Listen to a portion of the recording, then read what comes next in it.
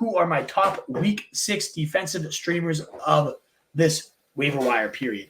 I love the Eagles, and I think everybody's going to have them at the top of their list. It's trendy. So what? That doesn't mean it's wrong. They are facing the Cleveland Browns. Now, Eagles themselves, pretty underwhelming on the season. Have a season high of 7 fantasy points, only 6 sacks on the year, only 2 turnovers forced through 4 games. It hasn't been pretty.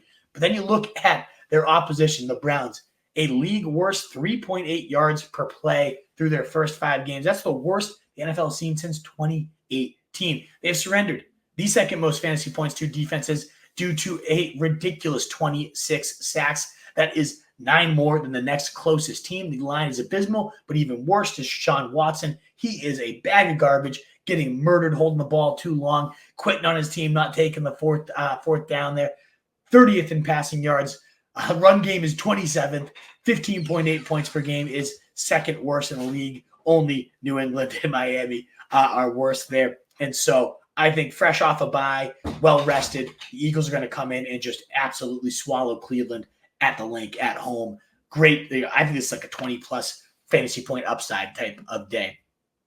But I also wanted to shout out, I can't believe Green Bay is only 39% rostered. They are currently the number 2 defense in fantasy behind only right now the Packers, behind only the Vikings. They have put up 7, 11, 21, 7, and 13 fantasy points across those first 5 weeks. Truly, no duds. 7 is the floor, and they have a 21-point outing there. They are right now second in the NFL in interceptions. They have an interception, at least 1 in every single game, with 9 total on the young season. Nearly 2 a game.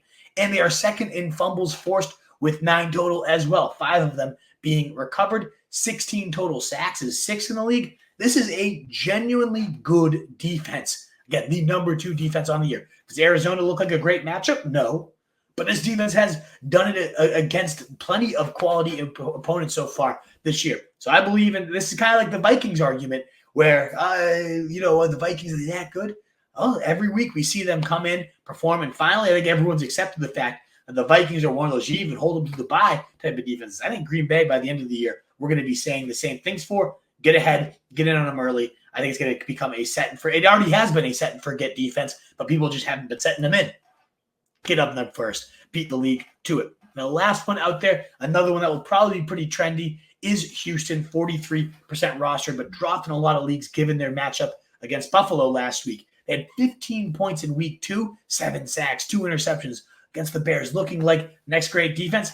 They have had less than 3 fantasy points per game across the past few weeks since then. But the cure to all woes, the New England Patriots offense since 1970.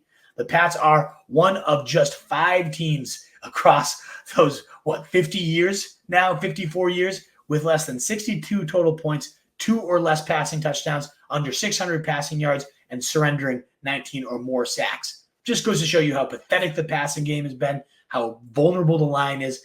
It is Drake May time, and I do wonder, does that make the Texans a little bit of a fool's gold type of situation? Do the home crowd rally behind their new rookie quarterback and Drake May show out and look a little bit better? There's a possibility. That's why I would definitely go the Packers ahead of them, which is not how most people have it ranked.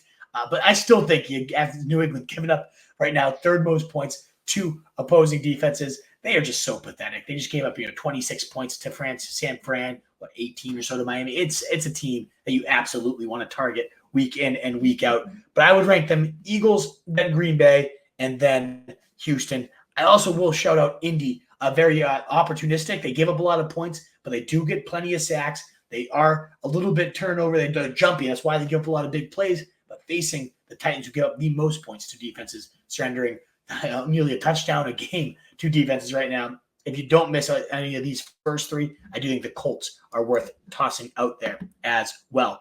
What is up, you fantasy wolf? Thanks so much for tuning in. If you haven't already, share your thoughts in the comments, check out some more videos, and join the newest Wolfpack by subscribing below.